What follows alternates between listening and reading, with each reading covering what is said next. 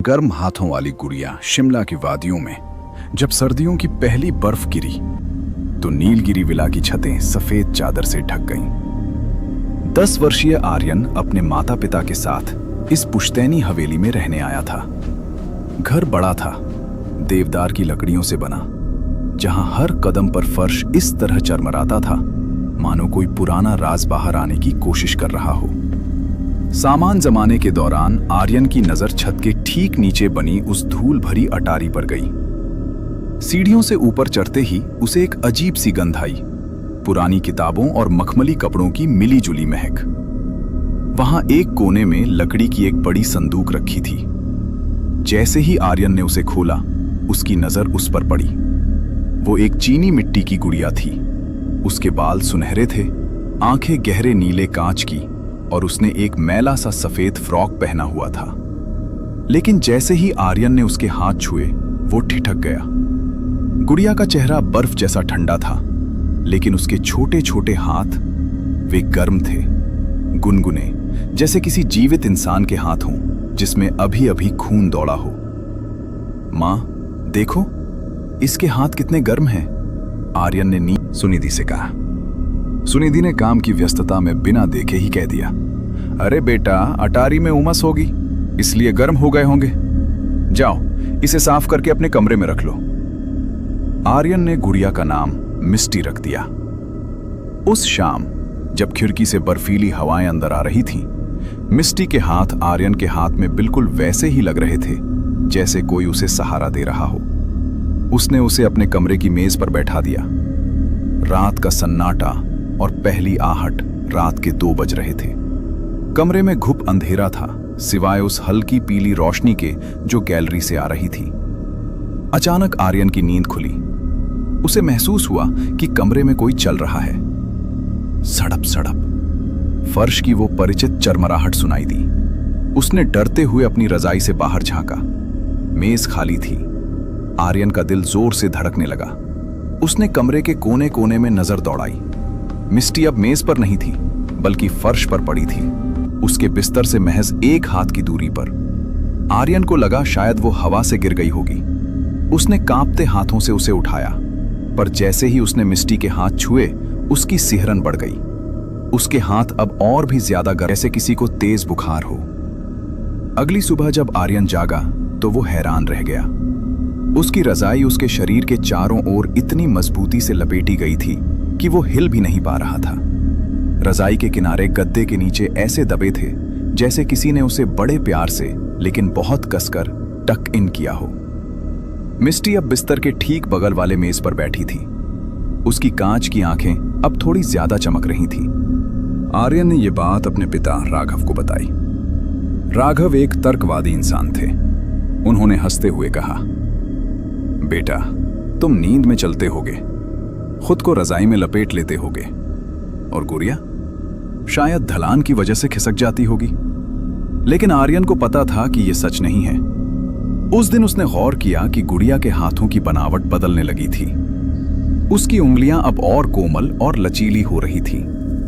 शाम को जब घर में सन्नाटा था, आर्यन ने हॉल में रखे एक पुराने फोटो एल्बम को देखा। वो नीलगिरी विला के पिछले मालिकों की तस्वीरें थीं। एक तस्वीर में एक छोटी लड़की वैसी ही गुड़िया पकड़े खड़ी थी। फोटो के पीछे लिखा था, ममता का स्पर्श कभी ठंडा नहीं पड़ता। आर्यन को पड़ोस के एक बुजुर्ग माली से पता चला कि बरसों पहले उस घर में एक मां और उसकी बेटी रहती थी। बेटी की ठंड के कारण मौत हो गई थी। सदमे में डूबी मां ने अपनी बेटी की याद में एक गुड़िया बनवाई थी और पागलों की तरह दिन रात उसके हाथ सेकती रहती थी ताकि उसकी बेटी को कभी ठंड ना लगे। कहते हैं कि मां की ममता और उसका वह जो खौफनाक सुरक्षा। उस रात आर्यन ने तय किया कि वो नहीं सोएगा। उसने लाइट चालू रखी। रात के 2 बजे थे। अचानक कमरे का बल्ब टिमटिमाकर बुझ गया। घुप अंधेरा छा गया। सन्नाटे में उसे सुनाई दिया, सड़प सड़प। कोई चीज फर्श पर घिसट रही थी। आर्यन अपनी चादर के अंदर दुबक गया। उसने महसूस किया कि बिस्तर का एक कोना दब रहा है। कोई उसके बिस्तर पर चढ़ रहा था। मिस्टी के वे छोटे गर्म हाथ आर्यन के गालों पर महसूस हुए। वो चीखना चाहता था, लेकिन उसका गला सूख गया था। वो हाथ उसके चेहरे पर फिरे, बिल्कुल वैसे ही जैसे एक माँ अपने बच्चे को सुलाते समय सहलाती है। लेकिन वो स्पर्श सुखद नहीं था। उन हाथों की गर्मी अब तपन में बदल रही थी। फिर वही हुआ। चादर धीरे धीरे आर्यन के शरीर पर कसने लगी। एक परत, दूसरी परत, तीसरी परत। चादर इतनी कस गई कि आर्यन को सांस लेने में तकलीफ होने लगी। ऐसा लग रहा था जैसे कोई उसे सुरक्षा के नाम पर कैद कर रहा हो। सो जाओ बेटा, बाहर बहुत ठंड है। एक मध्यम फटी हुई आवाज आर्यन के कान के पास गूंजी। आर्यन ने पूरी ताकत लगाकर धक्का दिया और लाइट का स्विच ऑन किया। कमरे में कोई नहीं था। मिस्टी उसके तकिए के पास बैठी थी।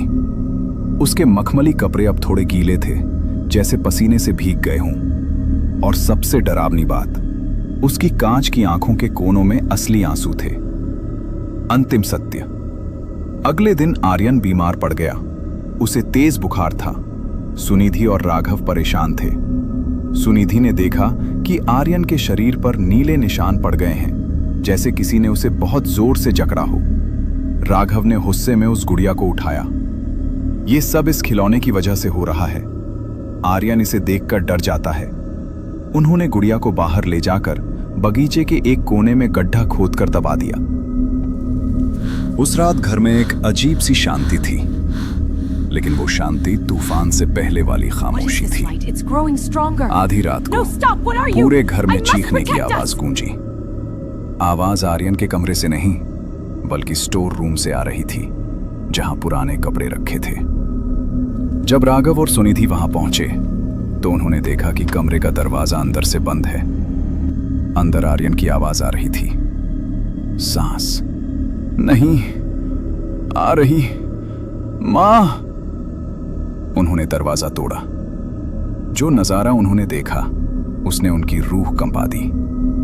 आर्यन बिस्तर पर नहीं था, वो फर्श पर था, और घर के सारे पर्दे, सारी चादरें और सारे पुराने कपड़े उसके शरीर पर लिपटे हुए थे। वे कपड़े अपने आप उसे लपेट रहे थे, एक अजगर की तरह। और उस कपड़ों के ढेर के ऊपर बैठी थी मिस्टी, मिट्टी में सनी हुई। उसके हाथ अभी भी मिट्टी से बाहर निकले हुए थे।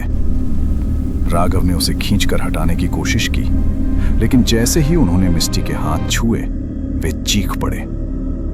गुड़िया के हाथ अब उबलते हुए खून की तरह गर्म थे। उन हाथों ने राघव की कलाई को इतनी मजबूती से पकड़ा कि उसकी हड्डी चटकने की आवाज आई। गुड़िया का चेहरा अब और मानवीय हो गया था। उसके होंठ हिले और वही भारी, ममतामयी लेकिन भयानक आवाज गूंजी। बाहर बहुत ठंड है, मैंने इसे सुरक्षित कर दिया है, अब ये कभी नहीं कांपेगा। आर्यन के हिलते हुए हाथ शांत हो गए।